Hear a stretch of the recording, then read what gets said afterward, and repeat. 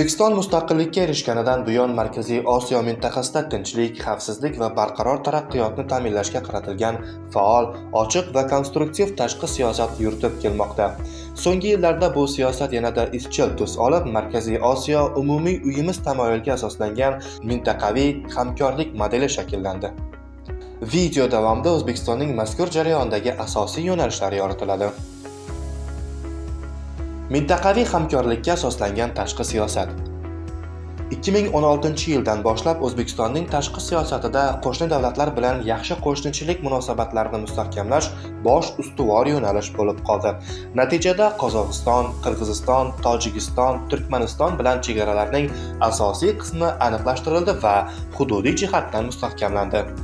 Savdo-iqtisodiy aloqalar yildan yilga kengayib, mintaqa ichidagi tovar ayirboshlash hajmi sezilarli oshdi. Transport-tranzit yo'laklari, energetika va suv resurslari bo'yicha umumiy loyihalar ishlab chiqila boshlandi.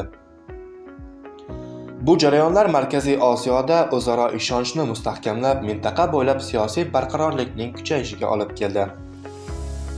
Afg'oniston bo'yicha tinchlik tashabbuslari.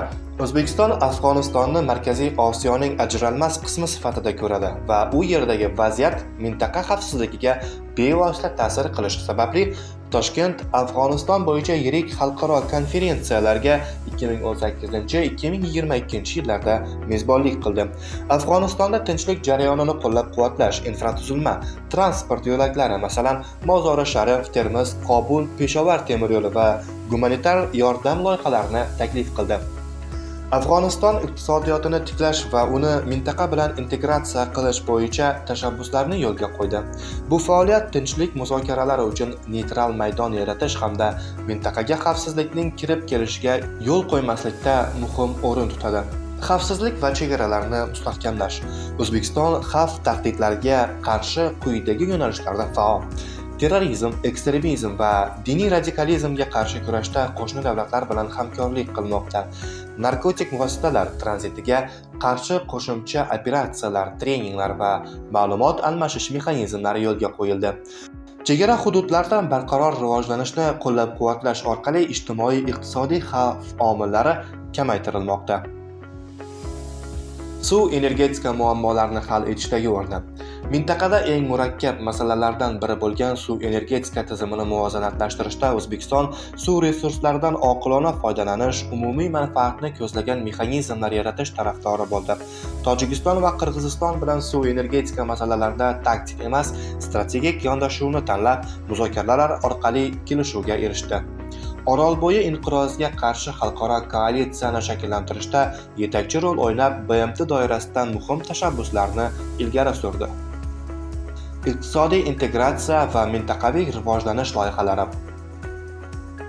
O'zbekistonning mintaqaviy integratsiyaga qo'shgan hissasi transport koridori, energetika almashuvi, elektr tarmoqlarini bog'lash, savdo tartiblarini soddalashtirish, bojxona hamkorligi, turizm va madaniy aloqalarni kengaytirish orqali namoyon bo'lmoqda.